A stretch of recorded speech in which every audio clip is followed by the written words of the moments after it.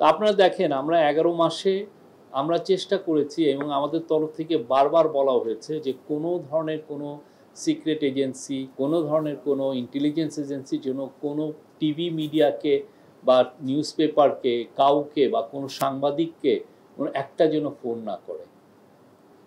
যদি কেউ ভুল তথ্য দেয়, কেউ কেউ কেউ অপতথ্য দেয়, সেটা সরকারের একটা মেকানিজম আছে, সরকার সেটা দেখবে। আমরা বলবো, আমি একজনকে বলিও যে আপনার এই এই এই নিউজটা ভুল আছে, আপনি এই জিনিসটা ঠিক মতো দিচ্ছেন না। কিন্তু এই যে আগে যেটা ছিল যে আপনি সিক্রেট এজেন্সি দিয়ে একটা ভয়ের সংস্কৃতি ইয়ে করে আপনাকে মুখটারে বন্ধ করা, এটা কিন্তু আমি বলবো যে আমরা এটা করতে পেরেছি। আপনারা যদি তারপরেও কেউ যদি কোনো থ্রেট পান, আমি আবার আপনাদেরকে বলি আমাদেরকে জানাবেন। বান্ডেল থাকলে প্রতি সেনমানিতে টাকা বাঁচবে। বিকাশ সেনমানি বান্ডেল কিনে জিতুন প্রতি লেনদেনে। আবারও বলি, কেননা এই জিনিসটা তো আর এমন না যে এই আগে কয়দিন হয় নাই যে নতুন করে আবার হবে না, বা দু একটা হয়ও নাই, আমি তো ওই গ্যারান্টি, কেউ হয়তো আমাকে বলছেন না। আমরা চাই আপনারা এই বিষয়ে সোচ্চার হন, এটা আপনাদের জন্যই। সামনে আরেকটা পলিটিক্যাল গভর্নমেন্ট আসবে, তখনও যাতে আপনি এই ফ্রিডমটা এনজয় করেন যে আপনি যে রিপোর্টের জন্য আপনাকে কেউ ফোন দিবেন। আপনি ভুল করতেই পারি, আমি জার্নালিস্ট হলে ভুল করাটা এটা আমার স্বাভাবিক। আমি এটার জন্য রিজাইন্ডার দিবে, আমি ওইটাকে রিজাইন্ডারকে দেখবো যে আমার এটা ভুলটা ঠিক, আমি কি আসলেই ভুল করেছি কিনা। আমি ভুল করলে আমি এটা জানাবো যে আমি ভুল করেছি, এই যে আমি এটার রেকটিফিকেশন দিয়েছি বা আমি। কিন্তু কারো এসে থ্রেড দিয়ে আপনার একটা নিউজ নামিয়ে ফেলা, আপনাকে থ্রেড দেওয়া, আপনাকে গুম করে ফেলা, আপনার উৎপল দাসের কথা মনে আছে, উনি একটা পোস্ট দিয়েছেন, কতদিনের জন্য উনি নাই। মুবাশশার আমাদের জার্নালিজম ডিপার্টমেন্টের গুম হয়ে গেছেন, কাজল, ফটোগ্রাফার কাজল গুম হয়ে গেছেন। তো আমরা তো সেটা রিপিট চাই না, এবং আমরা চাই যে আপনারা এই বিষয়গুলো বারবার লেখেন। এই জন্য বারবার লেখেন, সেটা আমার নিজের ফ্রিডমের জন্য। আজকে আমি লিখলে আমি এম্পাওয়ার্ড হব, আর একটা সাংবাদিক এম্পাওয়ার্ড হবে, যাতে এই যেই ভয়ানক একটা পরিস্থিতি তৈরি হয়েছিল সেটা যাতে রিপিট না হয়, নেভার এগেন, আবার যেন এটা না হয়, সেই জায়গাটাতে। আর একটা হচ্ছে যে এটা তো সিক্রেট এজেন্সি বা অ্যাডমিনিস্ট্রেটিভ, অনেক ক্ষেত্রে আমরা সেই সময় শুনেছি যে একটা মিনিস্টার ফোন দিয়েছেন, এই তুমি এইটা সরাও না কেন। একটা ছেলে আছে কি, হাসান জাভেদ নামে একটা ছেলে, সে এখন ইউকেতে আছে, তাকে ফোন দিয়ে তার চাকরিটা খেয়ে দেওয়া হয়েছে। কারণ হচ্ছে সে এই রেলওয়ে মিনিস্টারের সাথে একটা হাসান মাহমুদের একটা ছবি ছিল, রেলওয়ে মিনিস্টারের সাথে একটা বিদেশি এম্বাসির এক অ্যাম্বাসাডারের ছবি ছিল। এই ছবিতে রেলওয়ে মিনিস্টারকে একটু কাচুমচু দেখা যাচ্ছে। ওই একটা ছবি সে ফেসবুকে পোস্ট করেছে, এবং ছবিটা যে সে নিয়েছে তাও না, ছবিটা ডিস্ট্রিবিউট করা। ওই কারণে তার চাকরি যায়, তুমি বিএনপি জামাতের দালাল, তার চাকরি চলে যাচ্ছে। তো এই কাজগুলো মানে আগে অ্যাডমিনিস্ট্রেটিভ হইতে, আগে যেমন ধরেন একটা পিএম অফিসের একজন একটা ডেপুটি প্রেস সেক্রেটারি মনস্টার ছিলেন, এবং ওনার জন্য এটা করা যাবে না, এটা করা যাবে না। আমরা তো সেই জায়গায় যেতে চাই না। আমরা চাই বাংলাদেশে প্রেস ফ্রিডমটা ইনস্টিটিউশনালাইজড হোক। আমরা ইউএনকে লিখছি, ইউএনকে বলছি যে আপনারা বাইরের এক্সপার্ট দেন, দেশ দেখুক যে কি ধরনের জার্নালিজম হয়েছে, মানে ওই জায়গাটা অ্যাড্রেস করাটা খুবই ক্রুশিয়াল। তাহলে হবে কি, বাংলাদেশে একটা জার্নালিজমের উপরে একটা ট্রাস্টের জায়গাটা তৈরি হবে, যে না আমরা সামনে নতুন শুরু করতে পারবো। যে আমরা ওই ফেলুরটা হচ্ছে, আচ্ছা ফেলুরের চ্যাপ্টারটা আমরা এটা সেলফ অডিট করলাম, এটা শেষ, এখন নতুন শুরু করি।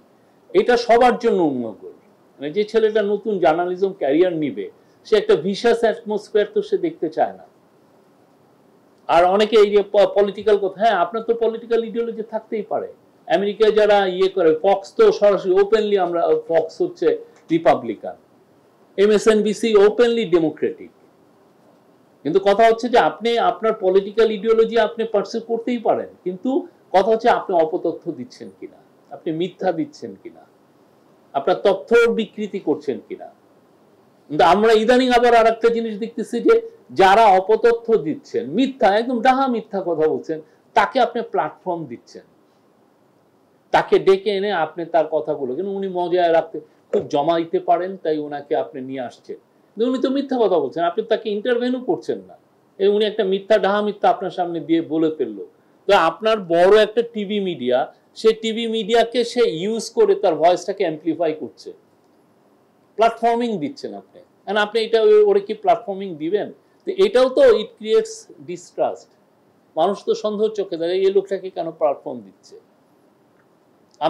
আমরা কিন্তু কাউকে বলছি না আমাকে ক্রিটিসিজম করবেন না, আমাকে অবশ্যই ক্রিটিসিজম। গভর্নমেন্টেরকে আপনি অ্যাকাউন্টেবল রাখা আপনার দায়িত্ব, এটার জন্যই মিডিয়া এসছে।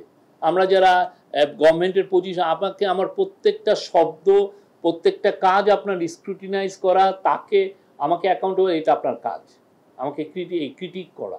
সামাজিক যোগাযোগ মাধ্যমের জন্য নীতিমালা, এটা সেলফ রেগুলেটেড জিনিস। আপনারা প্রত্যেকটা প্রতিষ্ঠান তার নিজস্ব সেলফ রেগুলেশনের জন্য আপনার সামাজিক মাধ্যমে নীতিমালা থাকতেই হবে। আপনি কোন শব্দটা ইউজ করবেন এটা তো আপনার পলিসিতে থাকা উচিত, নাহলে তো আপনার ইট সেন্স ভেরি এমন একটা সিগন্যাল দেয় যেটা আপনার জন্য তো ঠিক না, এটা আপনার প্রতিষ্ঠানকে প্রশ্নের সম্মুখীন করে। তো এই জন্য আমার মনে হয় এই জায়গাটা আপনারা করেন। অনেক জায়গায় সেলফ রেগুলেশন আছে, আমার মনে হয় যে মেজর কাজটাই গভর্নমেন্ট করে দিয়েছে, কোনো ধরনের কোনো ইন্টারফেয়ারেন্স আমরা করতে চাই না। ওই যে রিপোর্টটা যেটা কামাল ভাই করেছেন সেটা আমরা আরো বড় পরিসরে এটা নিয়ে কথা বলার সুযোগ আছে। আমরা একটা কমিটিও করে দেওয়া হয়েছে, ইউএনেরও আমরা হেল্প চাচ্ছি কিছু কিছু বিষয়ে।